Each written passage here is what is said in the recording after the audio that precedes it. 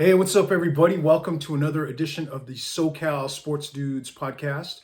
Memorial Day weekend edition here. Got my little Memorial Day polo, good old US of A, Stars and Stripes there. Hey, but thank you for tuning in. Today I want to talk about Lakers and Russell Westbrook. What do we do with Russell Westbrook? He's kind of a big albatross of a deal we had to deal with last year after giving up some key pieces to get him, and it didn't work out. So what do we do?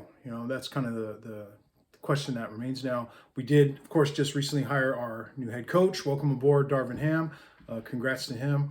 I'm excited to see him kind of come and implement his game plan and his approach, how he fills in his coaching staff. But is he going to want to plug what Russell Westbrook into what his plan is, or do we move on from him? So that's why we're going to explore some possibilities here with what to do with Russ. So one, we could keep him, hope that the new coach can incorporate him into the game plan better than the previous regime did. You try to fit him in, you let his deal expire, and you get $47 million in cap room after the year's over. So there's some light at the end of the tunnel there with that. So if worst case scenario, we hold on to him, we relive that long, less than ideal year we just went through. But the trade-off being, hey, $47 million in cap room, we can use to go sign free agents after the year's over. So I'd like to double check the list of 23 free agents and see who might be options at that point. But anyway, just one possible scenario there. You could waive him, then you got to eat the money and you get nothing back for him. And he's going to be free to go sign with whoever he wants. He's probably going to, everything's going to be like perfect again once he leaves us, and he's going to go out and average a triple-double and help a team make a run to the playoffs. But I don't know. It might just be, hey, do what you got to do. Get him off the team. Just waive him, whatever. You could waive him and stretch him, which would be, take that money, stretch it out over a few years, and still be rid of him, but still be reminded of, the bad contract you took on there by each year seeing him on the books for the next few years. Of course, we got to relive that whole Luol Deng experience, man, when we had that horrible offseason signing Luol Deng and Mozgov, and we ended up just waiving and stretching Luol Deng and ended up paying him. I think he finally came off the books, last year? It was a painful reminder every time you look up, you see Luol Deng's name in there. So anyway, that would be two possible scenarios there where you can waive him or just keep him or trade him. Do you trade him to Brooklyn for Kyrie Irving? It sounds like the Nets now might have maybe reason to trade Kyrie if they're not going to sign him to an extension. Be a great, I think, at least talent-wise, a good fit to get Kyrie on the Lakers. They're both making about the same amount of money, so that kind of matches up. Irving would be a good fit next to AD and LeBron. Just a matter of, if we can get him to kind of stay committed and stay focused and stay with us for the whole year.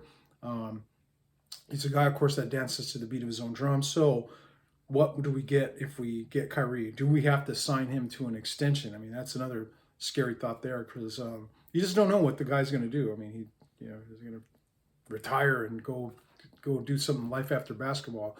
It could be happening anytime, so I just don't know. But I mean, it would be fun, I think, to see a trio of AD, LeBron, and Kyrie on the floor together. I mean, that would be something definitely worth tuning into. I mean, how many games of that will we get with AD's injuries and Kyrie's, behavioral issues there? But hey, we'd look at it, and then we'd be moving on from Russ and getting a gifted player back. Still some questions around that player coming back. How would how would he fit in, and what needs to go with that? If we got Irving to Indiana for Brogdon and Hield. Buddy Hield's a guy we've had our eye on for the last couple of years. Good fit with LeBron, good three-point shooter. It'll be kind of fun to finally see him get over here, as we should have had him last year, but we ended up, finding another deal that we got distracted by and went after that. It's like, no, just do the Buddy Hield one and just kind of keep the roster together. But they decided to do what they did, and we ended up with what we ended up with. So if you with Hield, you get Malcolm Brogdon, a very gifted player, big guard who can handle the rock, play some defense, got some really good offensive abilities. Just a matter of, he's a great player, but can he stay healthy? And that's a thing the question mark there. It's like, Brogdon and Hield together, in theory, look great. But Brogdon doesn't stay healthy, then we're really only getting one player back in this trade, and a guy who's similar somewhat to Malik Monk, who we have on our roster or is a free agent now, but a guy we could have on our roster for probably a fraction of the price that Buddy Hield gets. So another question: does Indiana want draft compensation in that deal? I wouldn't be so quick to just give away everything. You'll give away the farm there. So I'd do the deal with that's the scenarios out there. This one seems to be one that Laker fans and I would agree with. It seemed to be one of the better options. But does Indiana want draft picks? They are a smaller market team, so I'm sure they would like that cap relief. And I think that's the thing you have to kind of highlight to them. Hey, cap relief, man, $47 million come off the books. You don't need to worry too much about these draft picks. Maybe throw in a second rounder. It's like just hold on to those two first that we have. There's a rumored Charlotte deal out there with either Gordon Hayward and Oubre for Russ. That would be, I think, a good fit. Give us some wings. Hayward's got some offensive abilities. Again, a guy, if he can stay healthy, would definitely help. Oubre, a good lengthy wing player who probably would definitely help our defensive game plan out and able to guard those small forwards and wings that have kind of eaten us alive the last few years. The other combo was Terry Rozier and Oubre. Rozier would be a nice ball handling addition to our team. Probably replaces what we give away in Russ. I think a guy that would probably blend in better next to LeBron, a guy who can hit threes and stretch the floor. And he, scrappy, can play some scrappy defense when, when called upon or when he's in the mood for it. Did a really good job a few years ago when he was with Boston in the playoff run there. So Rozier's a guy I like. You'd have to take on his contract as well, though. So you do have, it'll be the first year of a 4-year deal next year. So if you do trade for Rozier, you are getting that with him. Of course, Hayward has, I believe, 2 years left, so you would get him one more year. Oubre comes off the books after next year, so that's a guy that you can move on from if it doesn't work, or try to keep him at the right price. But some things to think about there. It sounds to me also like Charlotte has always kind of had a thing for maybe desire to kind of acquire Westbrook. Again, like Indiana, they're a smaller market team, would probably be more than willing to take on the financial freedom that they're going to gain once Westbrook's deal expires. So I think either any of those 2-3 trade scenarios so far, I'd be okay with some of it. We can find a way to make it work. There's the Houston rumored deal about Westbrook for John Wall. Okay, we kind of visited this last year during the trade deadline. John Wall, obviously, he's just kind of sitting on the bench, not getting any playing time there with Houston. Makes about the same money as Westbrook. They're both in their final year of their deal. Do we pull the trigger and just say, let's just do John Wall? I believe he's a Clutch client too, so the Rich Paul thing, there's a connection there. I don't know though. You're getting back just one piece, a guy who's not exactly the most durable player in the world. So you kind of have to wonder, okay, am we really solving any problems here by doing this for John Wall? You could hope maybe you catch lightning in a bottle and Wall has a throwback year where he's kind of the John Wall of old for a year. So I don't know. It'd be interesting. I don't know if that's my favorite choice there, but I guess it is a possibility. So let's just look at it and see what the Lakers brass decides to which direction to take it. You hear about Oklahoma City for Derek Favors and parts for Westbrook.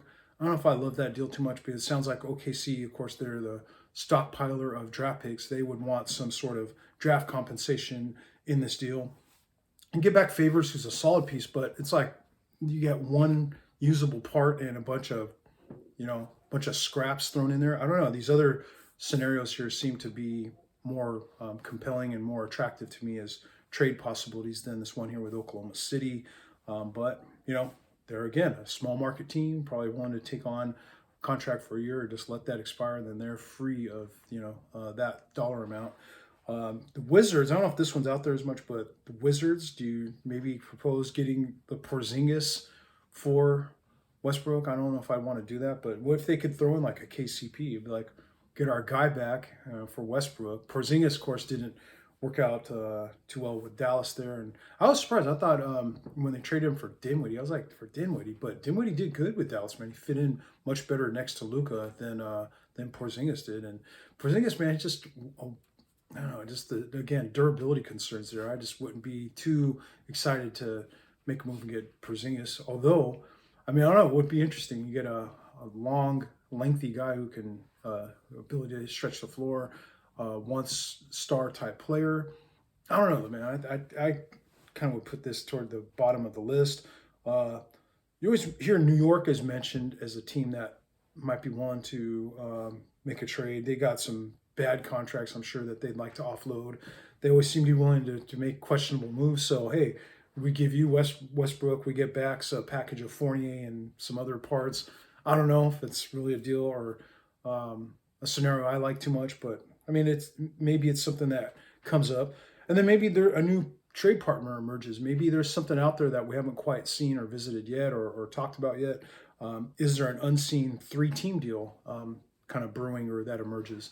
So we'll have to keep an eye out there and see what direction this goes. But anyway, I just want to talk a little bit about the Russell Westbrook scenario there with the Lakers and the situation we're dealing with. So I want to thank you guys for tuning in. Put some comments down in the comments section below. Subscribe. We can talk more about the Lakers and where they're going to go this off season with things. Thank you for tuning in. We'll see you again real soon. All right.